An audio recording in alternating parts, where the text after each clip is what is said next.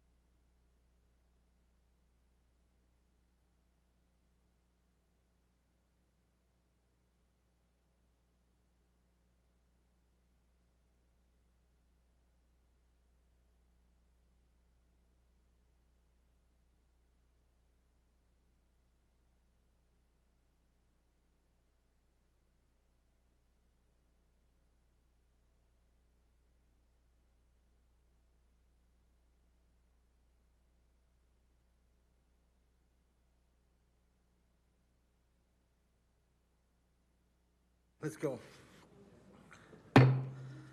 Good afternoon, everyone. Welcome to the Community Issues Committee for December 7th. I'd like to read the acknowledgement statement. The City of Lethbridge acknowledges that we are gathered on the land of the Blackfoot people of the Canadian Plains and pays respect to the Blackfoot people past, present, and future while recognizing and respecting their cultural heritage, beliefs, and relationships to the land. The City of Lethbridge is also home to the Métis Nation of Alberta, Region 3. We have the roll call, please. Councillor Croson. Good afternoon. Councillor Morrow. Yep. Councillor Parker. Councillor Parker. Acting Mayor Hagan. Present. Deputy Mayor Miyashiro. Here. Mayor Spearman. Here. Councillor Campbell. Present. Oh, he's here. Good. Councillor Carlson. Here. Councillor Kaufman. Present. And again, Councillor Parker. Thank you. You have a motion to adopt the agenda from Acting Mayor Hagan, that the agenda of the Community Issues Committee meeting on Monday, December 7th, 2020 be adopted, including all communications as submitted by the City Clerk. Madam Clerk, are there any additions or deletions? No, there are no revisions to the agenda before you. Acting Mayor Hagan. Call for the vote. Are there any opposed? I hear none. That is carried. I have approval of the minutes from November 9th from Councillor Parker. Be it resolved that the minutes of the Community Issues Committee meeting of City Council held on Monday, November 9th, 2020 be approved, and the Deputy Mayor and City Clerk be authorized to sign the same. Councillor Parker. Deputy Mayor, I'll move those. Okay. I don't believe Councillor Parker's with us today. Councillor Parker is trying to log in. I'm just contacting him now to share him the link, so he will be on shortly. Okay, thank you. Moved by Councillor Carlson. Any additions or deletions to the minutes? Hearing none, call for the question. Any opposed? I hear none. That is carried. First presentation of the item 4.1, we have an update from the mustard seed.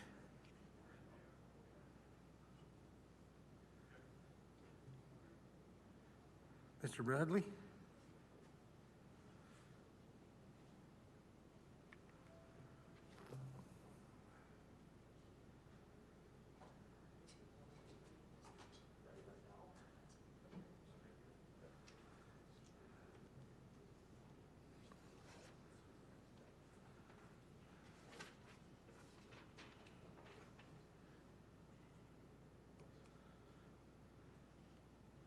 I'm in. Thank you very much. Sorry about that, guys.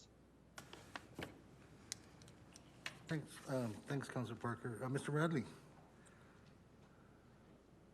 Welcome to Council Chambers for Community Issues Committee. Feel free to start your presentation.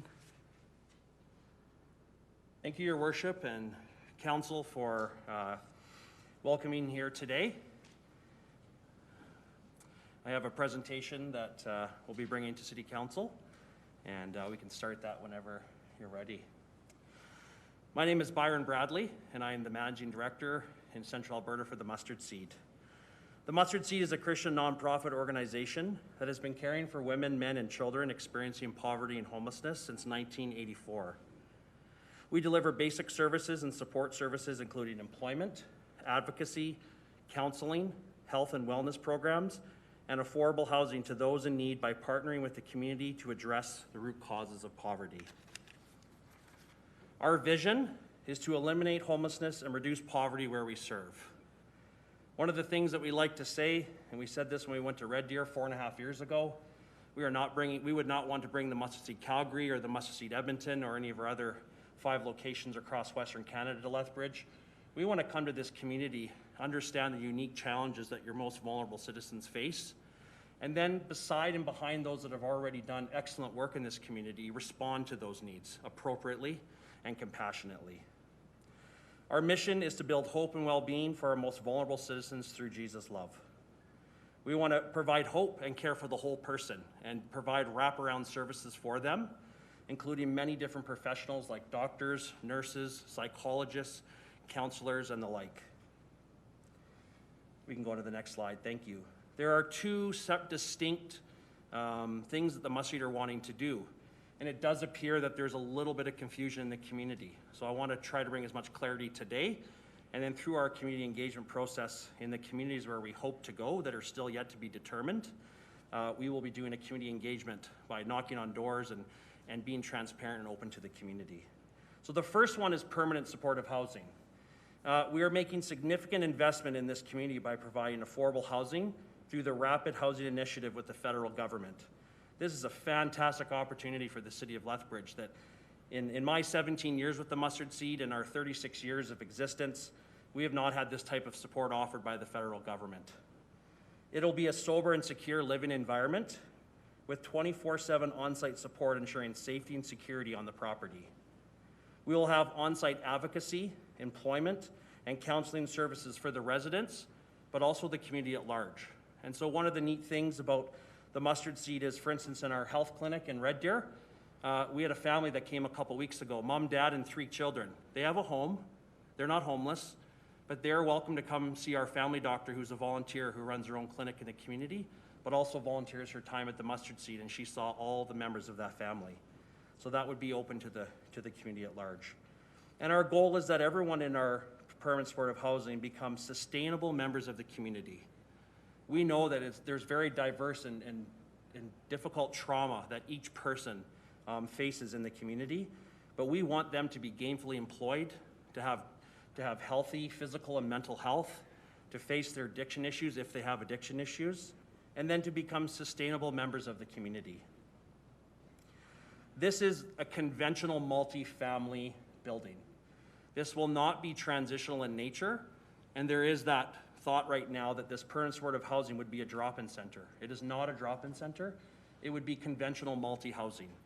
And so we're in the process of securing that location and respecting the city and the process at hand to secure that location. Next slide, please. The second piece that we're trying to bring to the city of Lethbridge, which is separate and would be nowhere near that permanent supportive housing, is a sober shelter with 24/7 drop-in access. It will also have a very safe and supportive environment. One of the things that the Mustard is proud of is that we have a no loitering policy on our properties. At our shelter in Red Deer that we just opened a few years ago, actually just over a few years ago, the crime in that community has gone down by 200%. We work very, very hard with the local police, the local community associations, and the nearby businesses to not allow loitering on our property. And by building the deep-rooted, trusted relationships with our clients, we hold them to a very high level of accountability.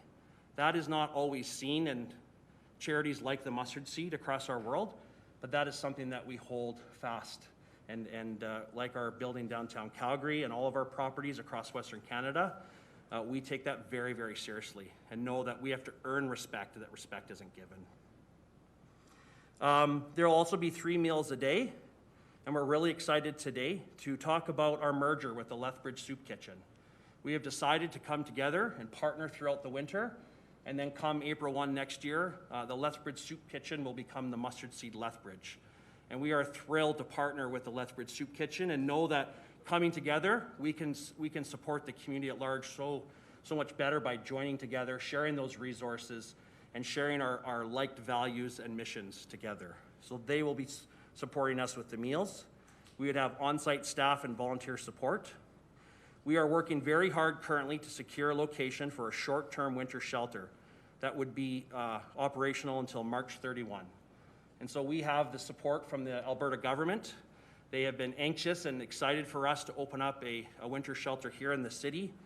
They're really concerned about our most vulnerable that are facing COVID and not having safe, sober space. And so what we want to bring is a safe, sober space for this winter. And we're also concurrently looking to make a very significant investment by procuring a long-term solution as well. So we're trying to get into something next week or the week after. We've been at this for a month, but also we're through the regular processes here at the City of Lethbridge. We are also looking to secure and procure a long-term solution and working very hard with the community and the city to do that. On to the next slide, please. Thank you. The realities, and you can just click all of these up if you'd like for this page. Thank you very much. The realities of our most vulnerable. Not all individuals experiencing homelessness struggle with substance use. Many of the people on the streets of Alberta that are vulnerable don't have substance use struggle, and it's important to offer them a sober environment. Many people, though, are fighting for sobriety on the streets. I've been down here the last month, and I've met a number of these individuals that have seen me, that know me from Calgary and Red Deer, and say, Byron, are you coming to Lethbridge? And I said, we're working on it, guys. And a couple of them actually teared up and said, we really would love to stay at the must-see tonight. We love the family feel and the safe and sober environment that you bring to cities. Another thing that we know is very critical, and all addiction specialists and counselors, psychologists would say this, the most important step in recovery is to change your environment. Speaking from experience myself, where I've been free from drug abuse for the last 22 years, the most important thing for me at that time as I turned my life around was to change my environment. And that's what we want to do for people, is offer them a sober and safe environment. Also during COVID, we know that that's critical, that they have safe space to sleep that is appropriately distanced. Last year, we provided 486 emergency mats across the province. This winter, in partnership with the Government of Alberta, we will be providing 800. We hope the City of Lethbridge will join the province and the mustard seed by increasing emergency sober shelter space to our most vulnerable citizens. So this is happening across all of our other 5 cities in Western Canada, and we really hope that we can do that this winter here. We know that we need to raise the bar for our vulnerable, otherwise many people could die this winter from the cold extreme temperatures and also from this pandemic we are facing. Next slide, please. Here are some things that are very important to us. To build strong relationships with our neighbors while enforcing a no loitering policy on all of our properties. Encouraging transformation and life change. We don't want to bring a short-term solution to the City of Lethbridge. We want to bring long-term solutions where people feel cared for, they get the respect, the dignity that they deserve, and that they can become sustainable members of the community. We are very solution-focused, and we provide holistic wraparound care, caring for the mind, body, and spirit. Partnerships and collaboration with existing service providers in the community, and that is evidenced today in our merger with the Lethbridge Soup Kitchen. And over the past 5 years, the Mustard Seed has merged with several other organizations just to strengthen one another in our community. We believe that shelter stay should be temporary. Our vulnerable should be properly housed, supported, and become sustainable members of the community. Next slide, please. Thank you. You can click these along too. Here are some highlights of the impact that we've had across the 5 cities where we're located in Western Canada in 2019. 115,000 volunteer hours. We only do what we do with support from our volunteers. I referenced a volunteer doctor. We have folks that come in to clean dishes, bake cookies. In our Red Deer Mustard Seed, we make 500 lunches every day, every school day, and they're delivered fresh across 7 central Alberta communities. That's done because it started in a volunteer's kitchen 20 years ago, and it has grown to the need of 500 lunches across central Alberta. 60,600 health and wellness services last year. That could be seeing a counselor, an advocate, a psychologist, an addiction specialist, chiropractor, et cetera, et cetera. And the really neat thing about this wellness center that we have in a few of our cities is that they collaborate together and work together, which is a very unique setting in a nonprofit affordable housing building. 485 clients were successfully employed, and they retained that employment for a minimum of 6 months to be considered employed by the Mustard Seed. 1,350 people attended a spiritual care event, and then 503,000 meals were served across the 5 cities. 325 affordable housing units were occupied, and 486 emergency shelter mats were used in 2019 across our 5 cities. And then I'll just close off quickly with a success story from our Calgary operation. You'll see in the picture there our 1010 building, which is directly behind the Calgary Tower. Daniel came to us last year And when we sat down with him and asked him about how he came to the mustard seed, he shared with us a very sad story. Daniel, about 5 days before that, was contemplating ending his life on the C-train tracks in downtown Calgary. He was taken by way of ambulance and a Good Samaritan down to the hospital, the South Health campus. After he went there and received some psychiatric care for a few days, Daniel came down to the Mustard Seed Wellness Center, which occupies most of the main level on our 1010 building. Above the main level there is 12 stories of affordable housing, where we have 224 units of affordable housing. When we asked Daniel, how did you get here? He said, well, when they discharged me at the South Health campus, they told me to go to the Mustard Seed. That right now, that's probably one of the best wraparound care supports I could get in the city of Calgary. And he told us that his answer to them was, but I'm not homeless. I'm not experiencing poverty.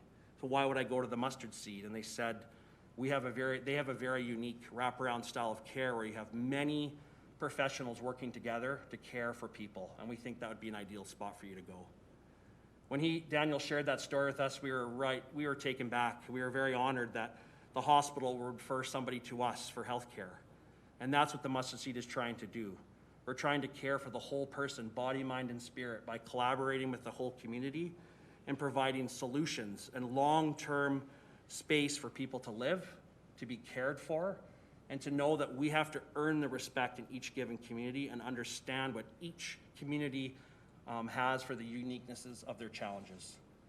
Thank you very much, Your Worship, Council, for having me here today. We look forward to continuing this conversation and fostering this relationship. And so thank you very much for your time. Thank you, Mr. Bradley.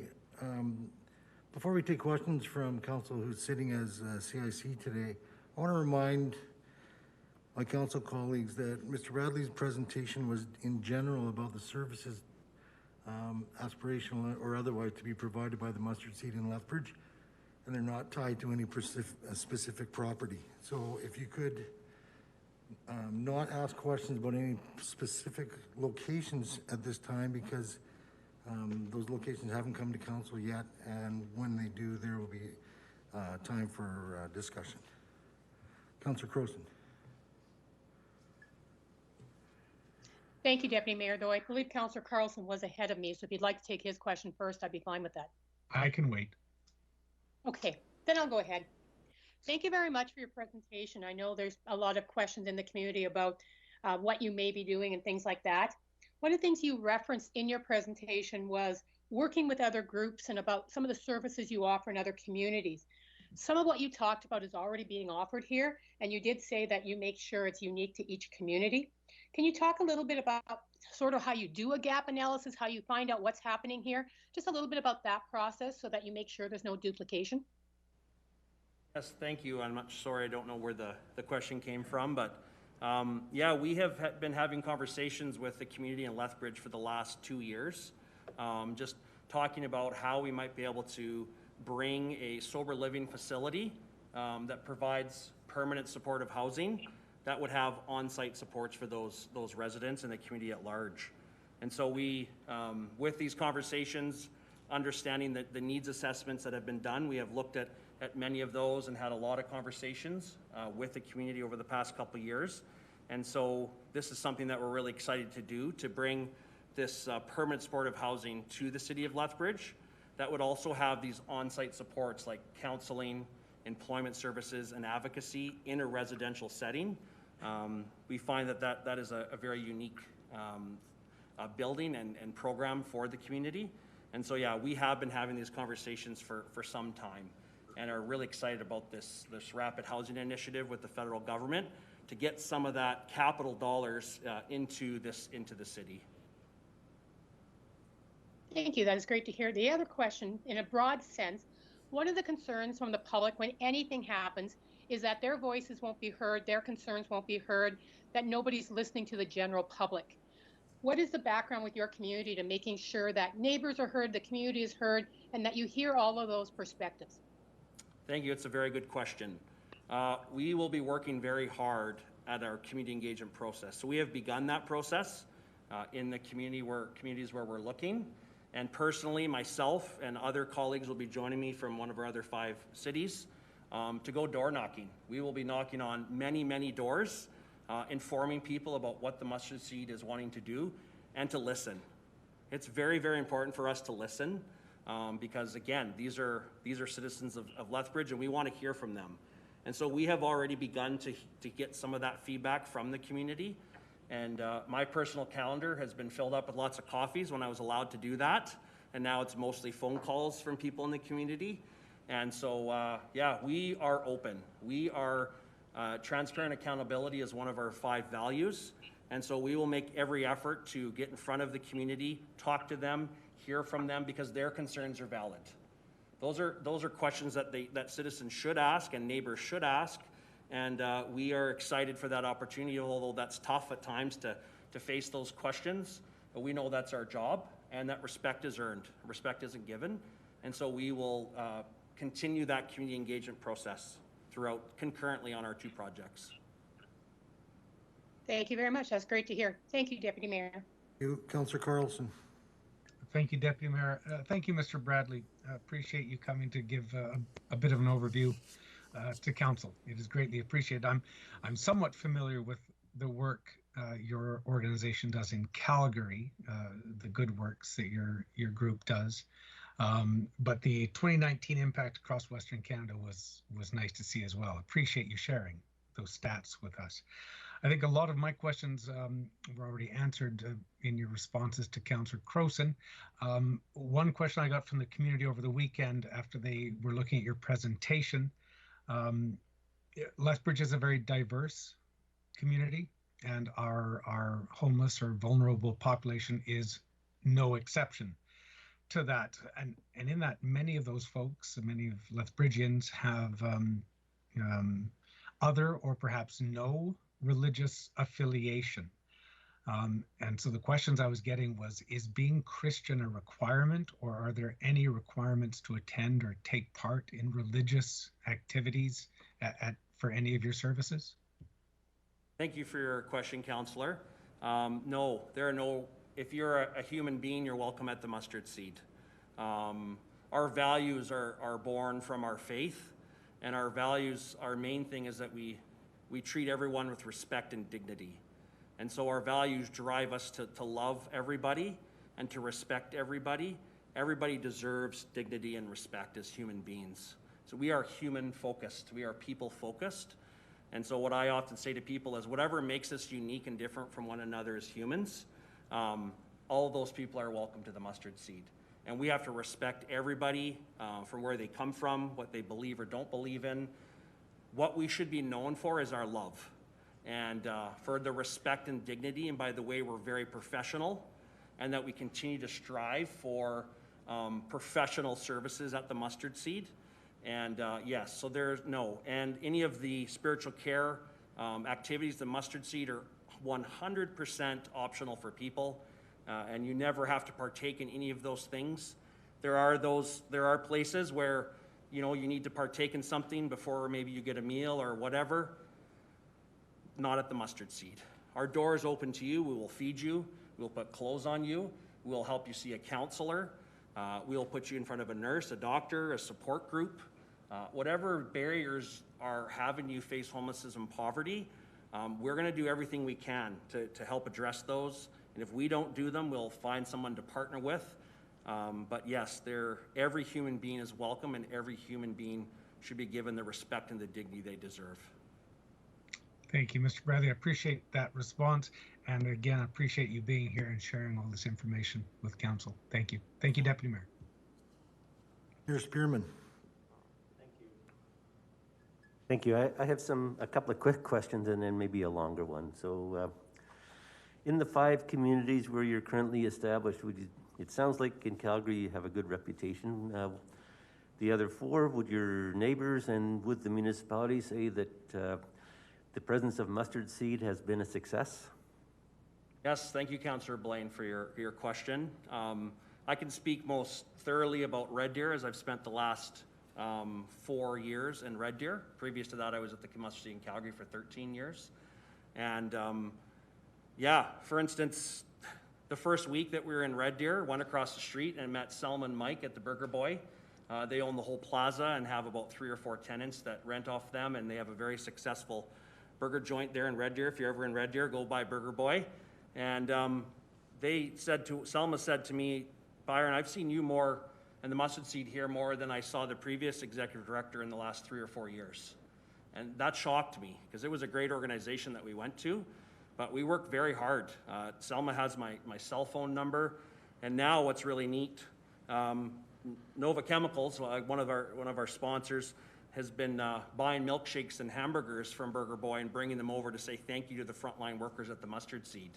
And so they've been doing that a bunch, and our staff go over there and build strong relationships with them. And so another thing is we did a SEPTED in Red Deer. Probably my second or third week in Red Deer, I reached out to the RCMP and met with Sergeant Boxall, and together we decided let's do a SEPTED and invited the city of Red Deer and the crime prevention group of Red Deer. So we did a SEPTED in the neighborhood there. Many and wonderful fruits have come from that. It took some time, but now we were able to put up a fence at the barrier to where the park was. We brought in a light that just helped bring some more light to the neighborhood. The Parks Department has also now put a pathway through this park because it was kind of, some residents were scared to go through this park historically because a lot of folks would be hanging out. And as I mentioned earlier, crime has gone down by 200% in that, it's a residential community where our shelter is located. And manager at Fast Gas across the street loves us because, again, no loitering, not allowing that loitering on our property is unfortunately a bit unique at the Mustard Seed compared to some others. And so we have that high standard and accountability for our clients. And so we have our struggles. We still have people that wish we weren't there.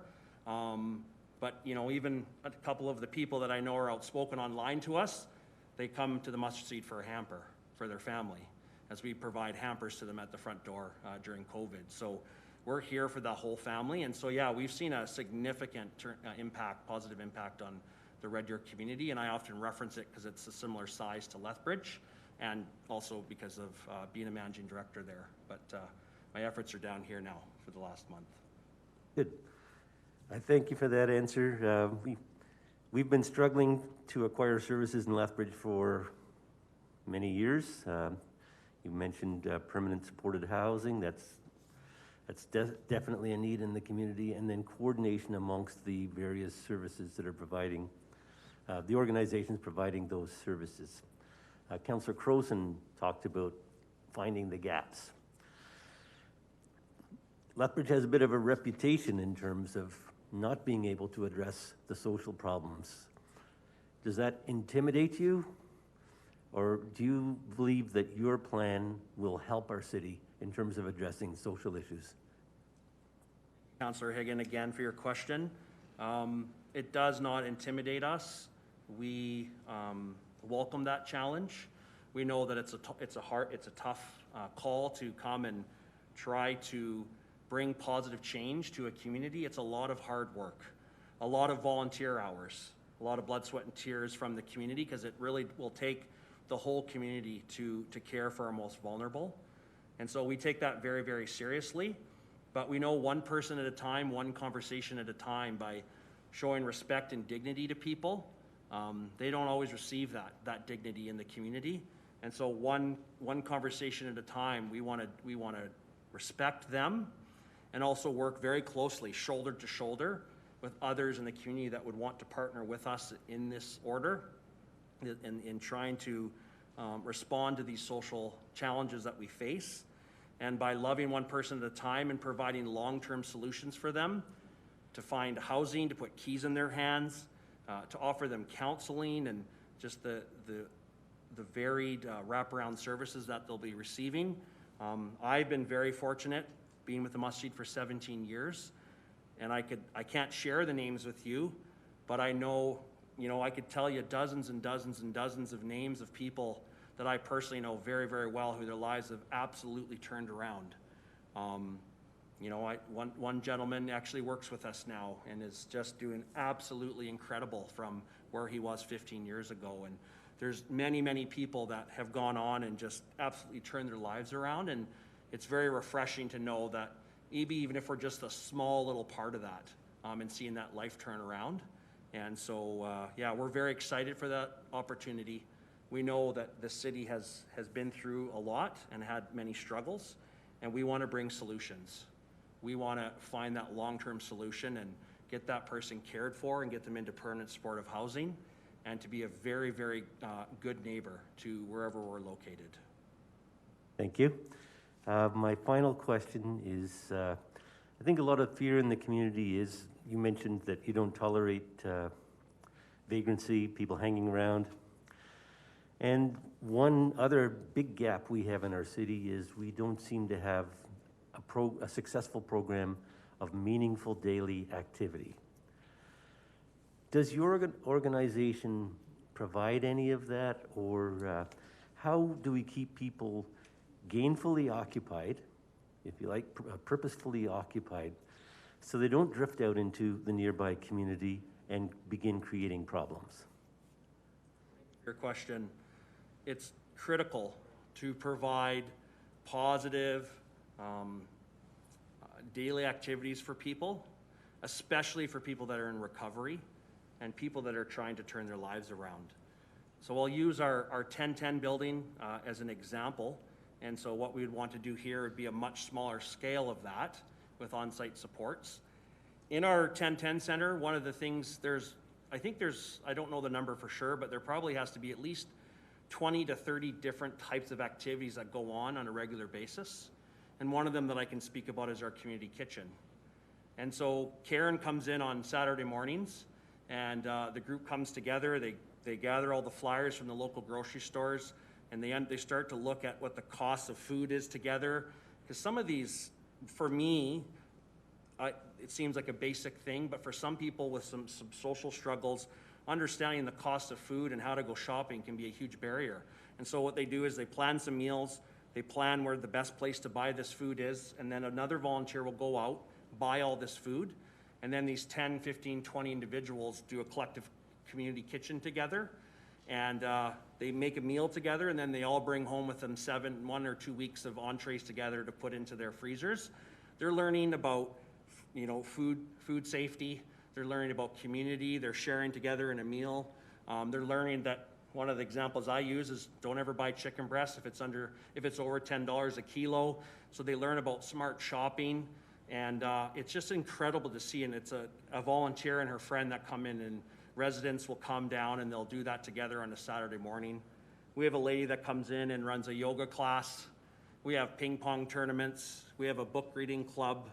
We have a walking club where someone will come, a local gym owner comes and takes everybody for a walk around downtown Calgary, getting people active, caring for their mental health. So there are a variety of support groups. There's AA meetings potentially.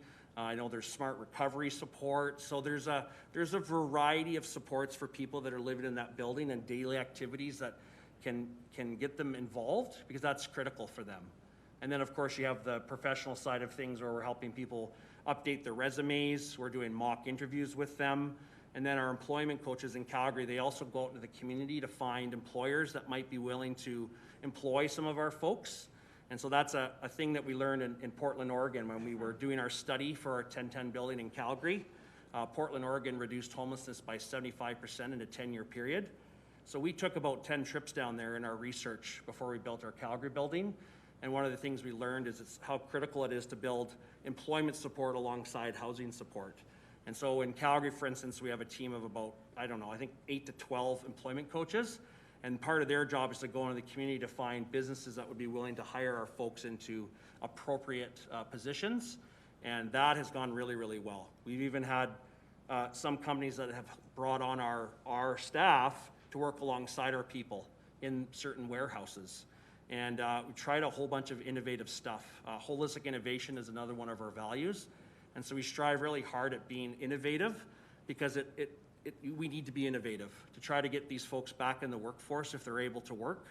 And again, give them meaningful things to do during the day, because sitting around in a shelter, that's not a life that anybody should have.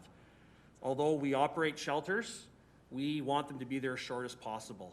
And so we have diversion workers in some of our shelters. So as soon as you go in, you meet with a diversion worker within the first or second day, and their goal is to try to find you appropriate housing right away. We don't want people to stay in a shelter. That's not a home. That is a temporary space, so we'll care for you. We'll put a mat on the floor, feed you a meal.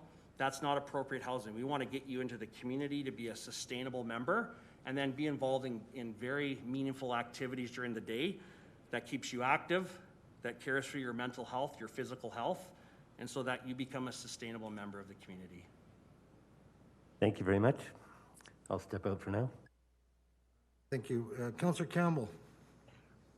Thank you, and thank you for the presentation. Thanks for being here today. One of the little bit of research that I've done dealing with addiction and homelessness is that organizations say it's critical to include people with lived experiences to be mentors to the people that you're helping. And I know you alluded to it yourself, so I'm curious about a little bit about what your backstory is, and is that an important element to getting people off the streets and into affordable housing? That's a very good question. Thank you very much. And that is a critical element that often is overlooked, is looking at people with lived experience, to hear from them, for them to give appropriate feedback on the things that would work, that worked for them. And so for us, yes, that is crucial for us.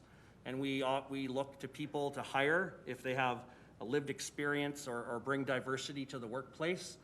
We jump at that. We love that diversity and really understanding from the lived experience lens, because it's so easy to just, from someone that means well and cares to say, I think this is what you need. You need to hear from the person with the experience to say, this is what I need. This is what has made a difference.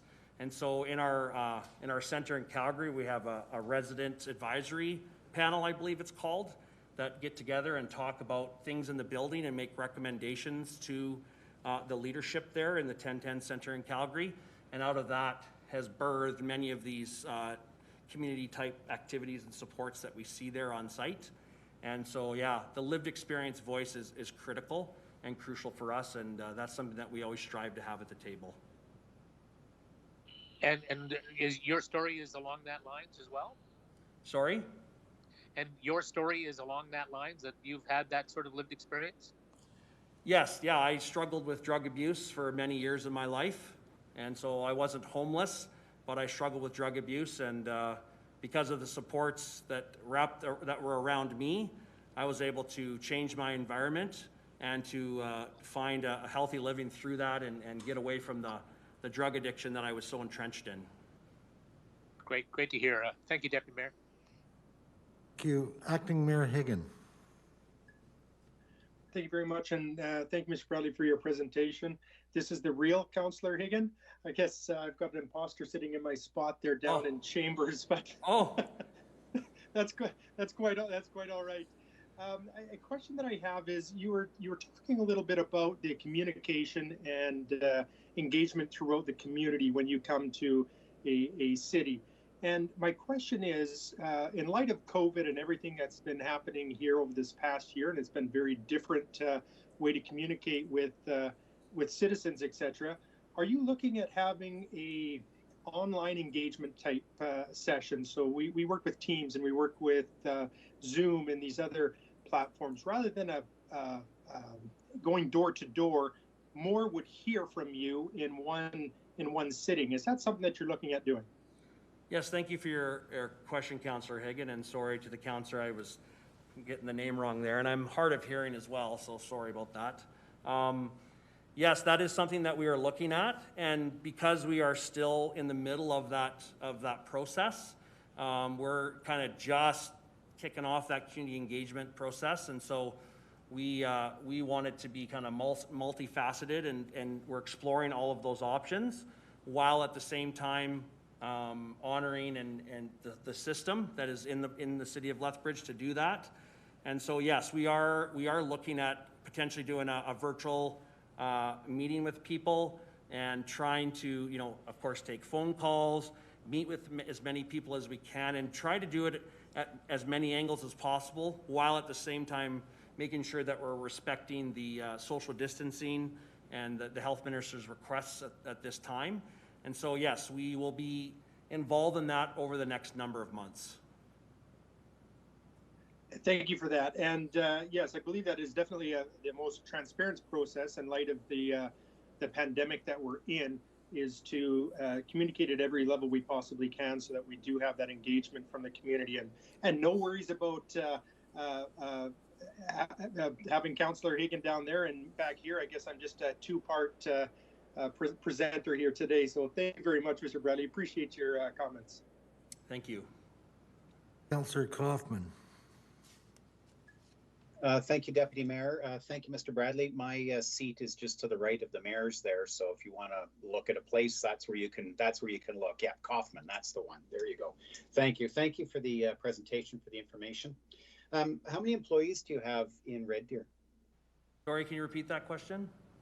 Sorry, how many employees are there working for the mustard seed in Red Deer? About 45.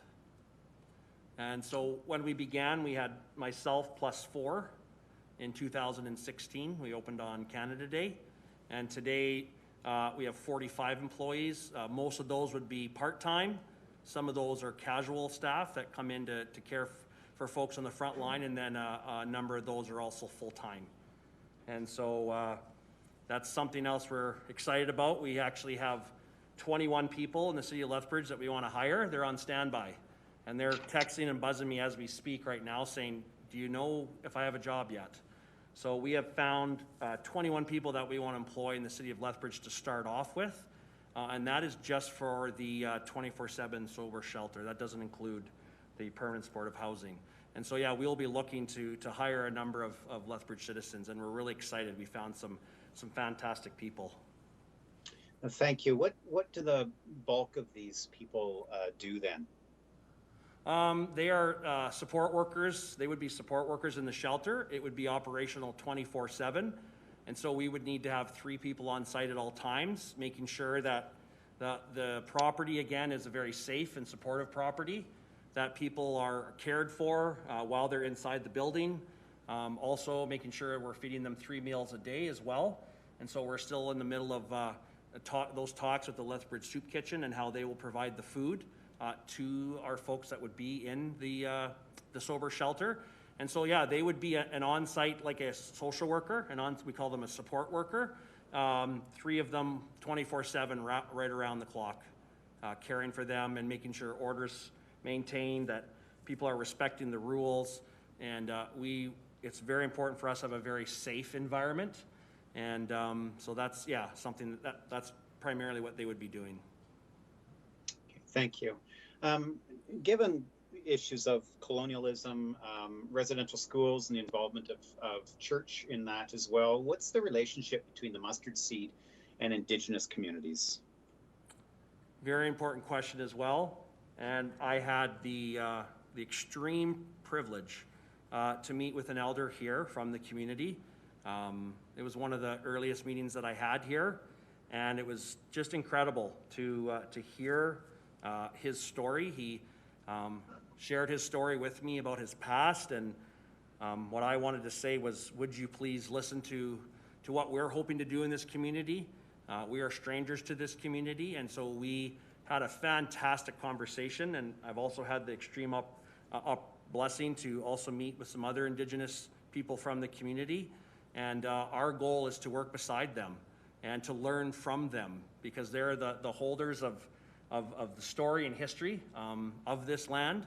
And so we want to work with them, and have met with a number of Indigenous people as well that want to partner with us and walk beside us. And so we're thrilled to do that and know that that is critical, absolutely critical. Again, we are new to this community, and they are the true holders of this land. And so we want to work beside them and respect them, and all along the way be shoulder to shoulder as we're able to.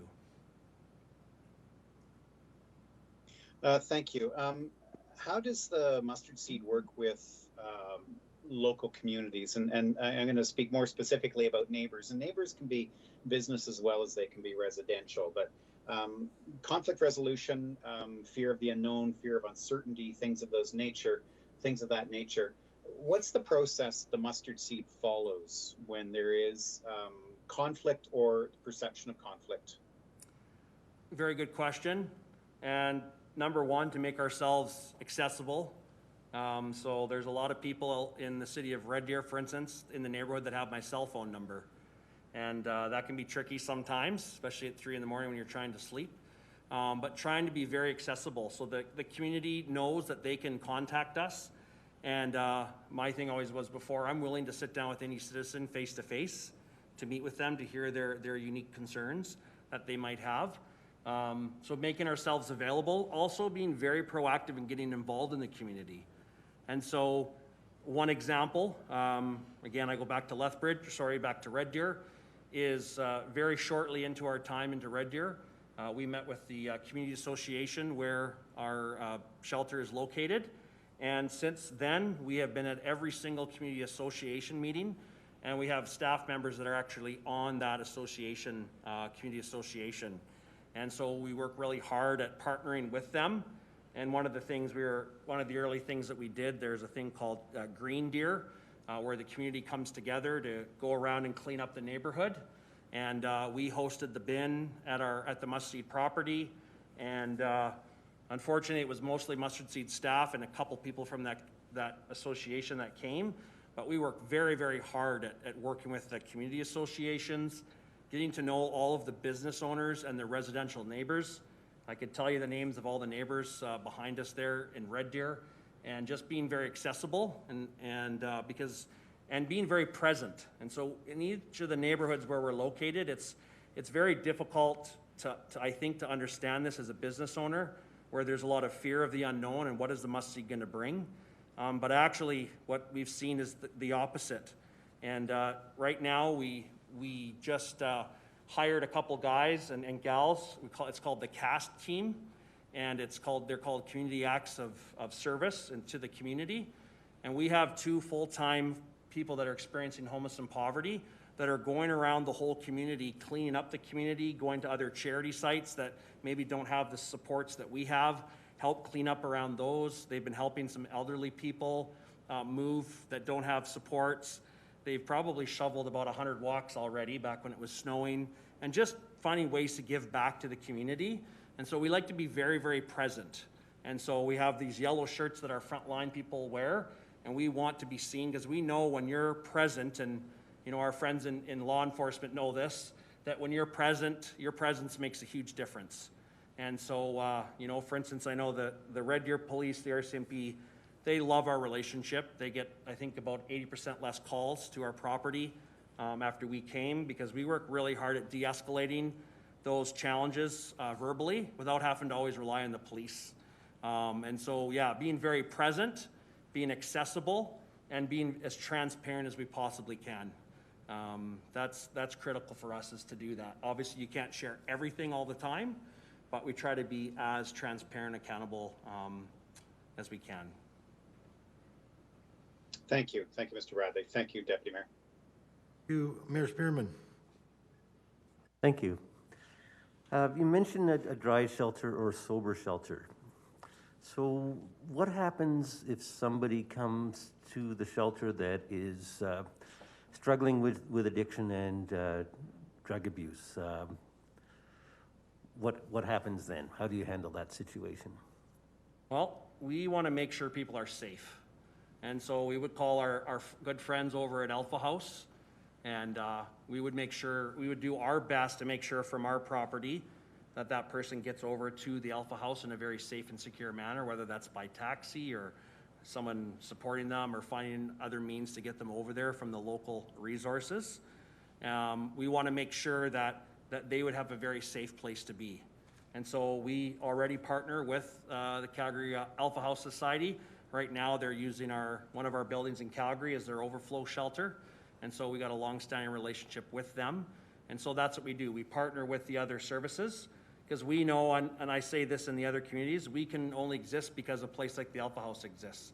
You need to have supports right across the continuum of care for people, so that there's options for them wherever they might be, whether they're choosing substances or not, that they have a safe space to go. And so we would do everything to make sure that they get there to safety. But if, someone shows up at, let's say it's 2, 3 in the morning, it's minus 25, as long as they're not violent, we're gonna welcome them in the door, make sure they're kept warm. We'll give them a bag lunch, we'll give them a granola bar, we'll give them a hot cup of tea or a glass of water while we figure out, is there a more appropriate space for them? And so we'll do our best to show dignity and respect to them. And then if it's not an appropriate space for them to be at the mustard seed, then we would try to get them over to a safe space here in the community. So one of the concerns with the shelter as it is, and I think Alpha House has been doing a great job considering the clientele that they have.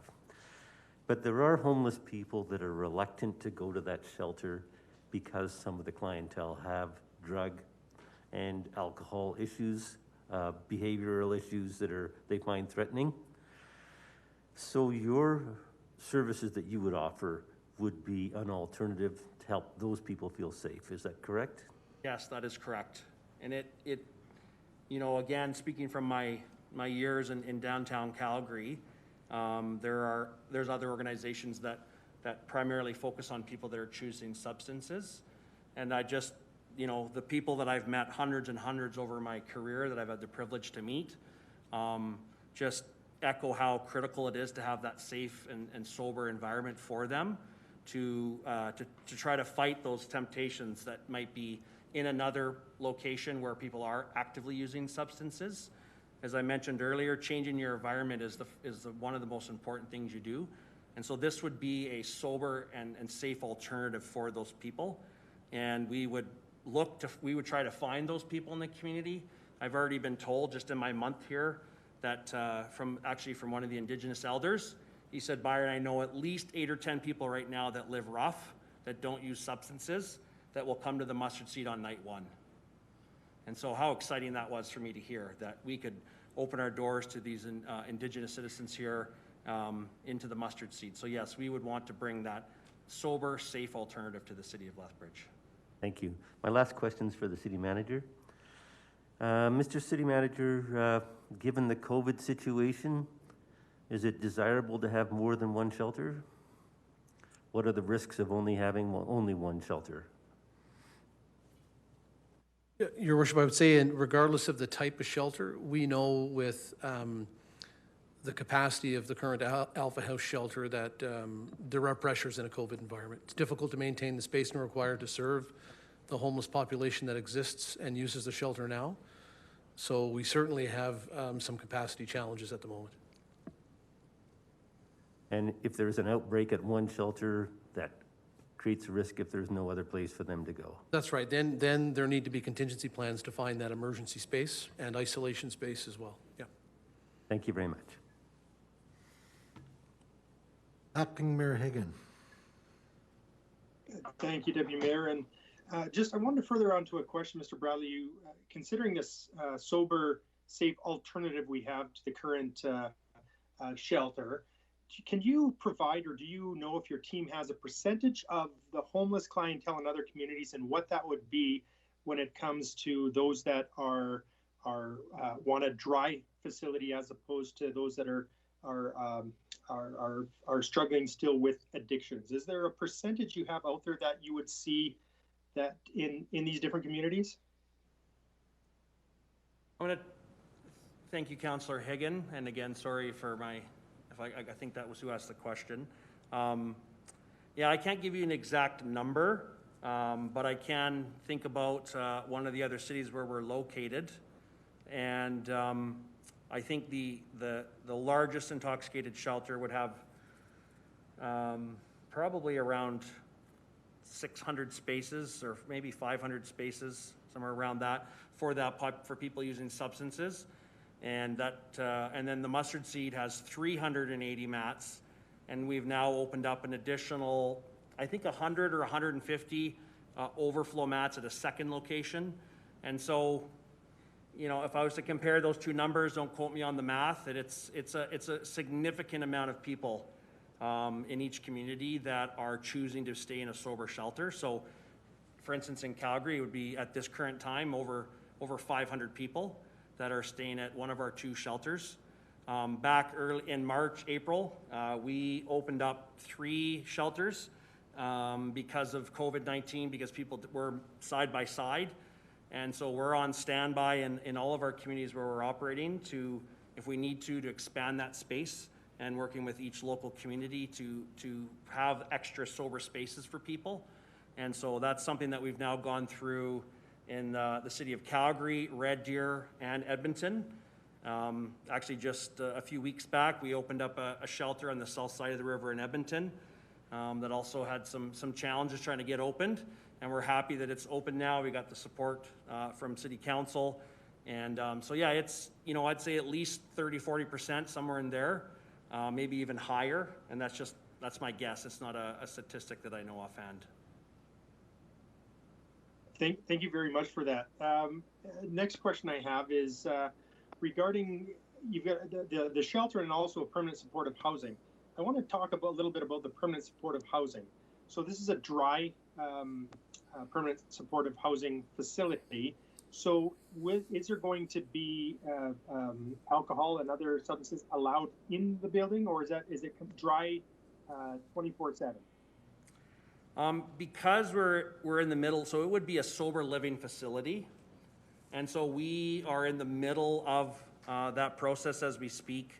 And so at this time, we don't have all of the details because we're in the early stages of that process. And so those details, because the location still isn't confirmed, we are looking for financial support in the middle of this rezoning process. So because the location, even though there are locations that we've had to speak about to local neighborhoods, we can't discuss that because we're in the middle of it. And so it would be a sober living facility, but all those details we would talk about at a time where a location would be confirmed. And then we can discuss a lot more of those details at that time, but it would be a sober living facility. Okay, thank you very much for that. So your other facilities you have in Calgary, you said the 10, et cetera, is no alcohol in the building, is that correct? It's a sober living facility, and so I'm not a part of that building, and so I don't know all the exact details of it. What I do know is of our 350 affordable housing units across Western Canada, each community has unique housing. And so some of them are on a harm reduction model, some of them are sober living facilities. And so again, we try to work with each community. And so that's why the details aren't 100% confirmed for Lethbridge, because we want to understand what those unique challenges are here in Lethbridge and have an appropriate permanent supportive housing style for your community. Okay, thank you. Thank you. Mr. Bradley, one of the things with the supported living, would you be looking at post-treatment supports? So people leaving treatment looking for, they've gone through the process, they're now sober. Would your facility be looking at helping people that want to continue with sobriety after leaving treatment?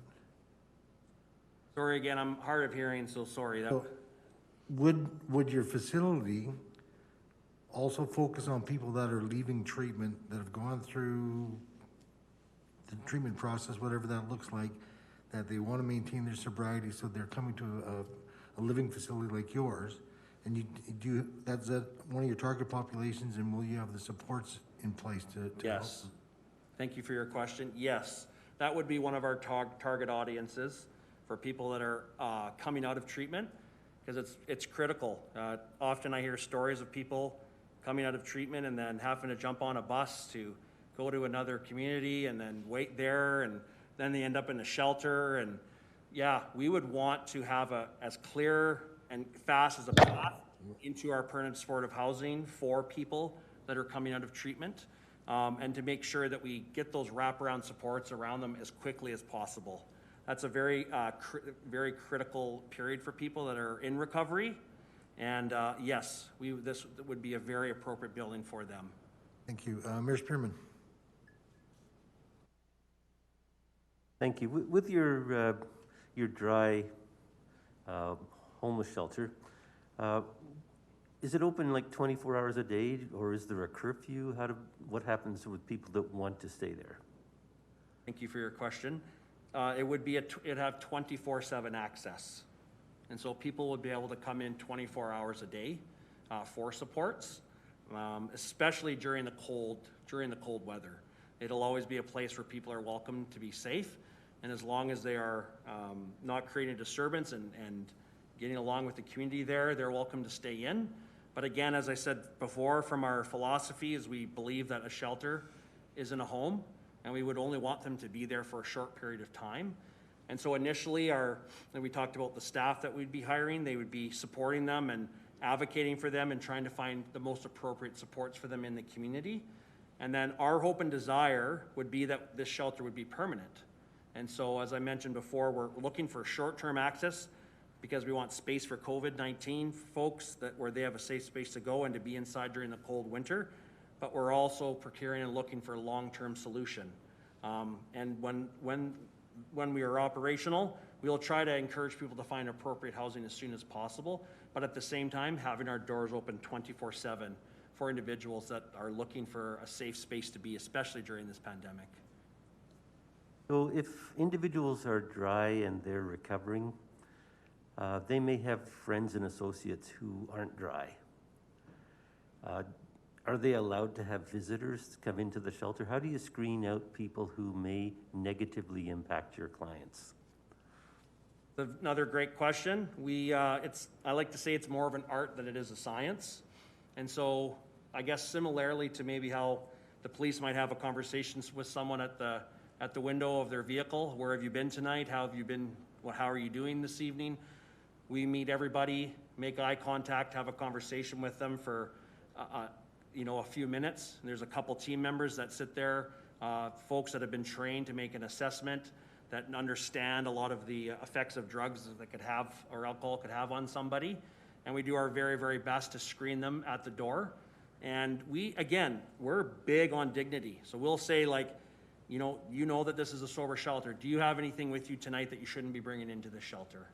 This is your opportunity for you to tell us, right? And often out of relationships, a lot of times people say, yeah, I got this or I have that. And we say, you know that you can't come here with those things on you tonight. You're not welcome to bring those things into the mustard seed this evening. And so we ask people to go through their bag and walk us through that and make sure that they're not bringing anything illegal into the property and respecting the rules. And so, we work very hard at that. Again, it's an art, it's not a science. And we do our best to get as many folks that shouldn't be coming in to stop at the door in a very safe manner. Thank you. Councillor Crowson mentioned the clientele will be culturally diverse, and I think a number of people have said that. What about staffing? Is your goal to have staffing that are culturally diverse as well? Absolutely. We make every effort to accommodate diversity and want that. And so again, whoever applies, so you can't dictate on who applies to the workplace. We will hire the people that we believe would be the best fit for the organization. But yes, diversity for us is critical. You want to have as much diversity amongst your team as possible. And the other really neat thing outside of the staff is the volunteers. And again, that is, the voice of one of my friends that runs an incredible shelter in one of our other cities in Western Canada. One of the things they said to me right away is, I said to them, well, what else do you do with people here at nighttime? And they said, well, what else can you do? We just give them a safe space. And I thought, oh boy, because we bring all these volunteers along that journey beside people that are in our shelter, that some of them will come and I call them other side of the counter volunteers. So even though you have volunteers making the meal and doing the dishes, and which is critical, important, we have a lot of volunteers that are on the other side of the counter that actually line up with our clients, and they sit down and just have healthy conversations with people, just hang out with them, show them respect. And then a lot of these volunteers that are having these conversations and supporting them and providing different types of supports, welcoming other agencies as well. In our other cities, we'll have many other agencies that will come in and do intakes for housing, or we have employment fairs. One really neat thing that we had, and I'm kind of getting on a tangent here, but just thinking about diversity, we had a job fair at the Mustard in Calgary, I think it was last year, and we had over 500 Calgary citizens line up. We had about 15 employers that were on site that did 15-minute interviews and hired people on spot. And probably 90% of those people were not homeless or they were housed, but they were jobless. And so we try to get people gainfully employed. And so, yeah, having that diversity of services and diversity of staff and volunteers, that's critical because everyone's going to need something different. Everybody has different barriers and different struggles from their trauma. And so we want to find those root causes of poverty and those root causes of trauma and make sure that that person's cared for, listened to, and that we respond with a very diverse support. Thank you very much, Mr. Bradley. Mr. Bradley, any other questions from council? I see none. I have a resolution from Councillor Morrow. Be it resolved that the Community Issues Committee receive this presentation as information, and further be it resolved that Byron Bradley be thanked for the presentation. Councillor Morrow. Thank you, Deputy Mayor. Just thank you for Mr. Bradley for being here today and making his presentation. And if no other members of council have anything to add to this, I'll just call for the question. Question's been called. Any opposed? I see none. That's carried. Thank you. Your Worship, thank you, Council. Next item, item 5.1, a submission from Planning Department, Ms. Gehring. It was an MDP review, stakeholder comments. Do we have questions from council? As soon as Mr. Bradley, I jumped right into that. Go ahead.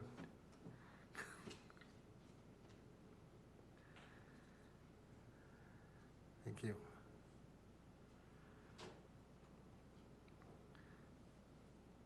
Are there any questions for Ms. Gehring?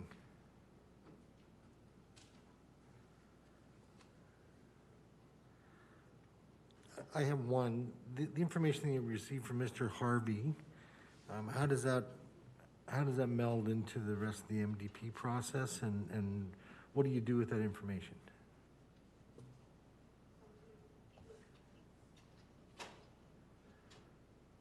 Sorry, I'm just stealing Doug's seat while he's watching from home here. I had a quick email chat with Ken this morning, just in terms of context around some of the suggestions he made. They are suggestions. They are perhaps going to make their way into the MDP through our implementation actions. Staff do have to take that feedback back and discuss how they might fit within the policy framework. So, thank you. Councillor Carlson. Thank you, Deputy Mayor. Thank you, Ms. Gehring, for either the information and B, being here to answer questions. We've had some targeted input from stakeholders. Is there more yet to come? Have we exhausted the input from stakeholders, or is it still ongoing? So to Councillor Carlson, until we actually table a draft MDP with council and it becomes public, we aren't seeking any more public information or feedback. Okay. Thank you. Appreciate that. Councillor Kaufman. Thank you, Deputy Mayor. Thank you very much, Ms. Gehring. And I'm kind of sad that you didn't have as much response as we would have appreciated, but thank you for at least gathering one. One's better than none. Is there anything in the MDP, or is your group talking about not necessarily a value statement, because that's council's role, but perhaps a comment or an approach about working with private sector? When you read through Mr. Harvey's statement, for example, and we've heard this in Ms. Mearns' presentation from Build and a couple of other presentations we've had to council, it's about looking at how we approach it. We are, of course, the regulatory body, and we have requirements, some imposed by other orders of government, some that we self-impose, that can actually have both a red tape as well as a financial consequence to business. Is there a desire to create a statement of some sort within the MDP that acknowledges that we should try to find the best and most efficient process for working with industry to help literally, metaphorically build our community? So, Councillor Kaufman, in terms of specific wording of the policies, we certainly do have a much enhanced economic section. I think the city has consistently worked with our partners such as Environment Lethbridge in other areas like the environment. So we're looking at that approach for some of the other sections in the MDP as well. I don't know that we would be pretty specific because this is a long-term planning document. But again, looking at that implementation action, that's where something that would be that specific would maybe roll into. Okay, thank you. And then to Mr. Harvey's specific comments, probably around number two, point two that he makes, talking about processes or development occurring outside the downtown core. The intent is not to make it a priority, is it? It's more to be identifying the potential areas as opposed to it's specifically downtown first and then 3rd Avenue and then 13th. I don't believe we have those areas in a priority order, no. Okay, thank you. It's looking at what is best suited, looking at the geography and the adjacencies. Okay, thank you. Final question. Do you need us to help you at all in terms of trying to get more people to provide feedback and input? Is there something we could be doing to social mediaing it, talking to people, calling people we know that do have a direct or peripheral involvement here? And I'm not just talking about development, but any aspect. Are you having challenges getting people to provide feedback? So we did have pretty good feedback in terms of the survey that was sent out to the list of stakeholders. I think one of the things, Councillor Kaufman, is people usually have a hard time giving feedback when there's no draft or no document to actually comment on. So I think that's just general human nature, and especially if they are working with a board or somebody that they need to, solicit multiple types of opinions on. So we do anticipate when the full draft gets tabled in front of council and becomes public, we will have some sort of a system set up on the website where we can gather feedback as well. We anticipate that this will be a very interesting process in terms of gathering feedback during a series of public hearings and then incorporating it and producing a final document at the end. So. Excellent, thank you. Thank you, Deputy Mayor. Thank you. I see no further questions at this time. No, I have a resolution from Councillor Crowson. Be it resolved that the Community Issues Committee receive this report as information, and further be it resolved that administration be directed to consider this information when drafting MDP policies. Councillor Crowson. Thank you, Deputy Mayor. Thank you, Ms. Gearing, and all the staff who were involved with this in October, November, and here in December. They were able to get feedback from the public during a very trying time, and as we know, this will be used then to help staff create the MDP, which will be coming to council. So unless there's any debate, I will simply call the question. Question's been called. Any opposed? There are none. That is carried. I have a resolution from Councillor Parker. Be it resolved that council direct that the closed meeting discussions, reports, presentations, and documents with respect to 6.1 KPMG Fiscal and Operational Performance Review Phase 3 remain confidential pursuant to Section 16, Business Interests of a Third Party, Section 24, Advice from Officials, and 25, Business and Other Interests of a Public Body of the Freedom of Information and Personal and Protection of Privacy Act. Councillor Parker. Thank you, Deputy Mayor. If there's nothing else to add, I just called the question. Question has been called. Any opposed? There are none. That's carried. I have a resolution by Councillor Carlson that we do now adjourn the Community Issues Committee. Councillor Carlson. Call for the vote. Any opposed? We are adjourned. Thanks, Deputy Mayor. We had nothing further in camera to discuss, correct? No, not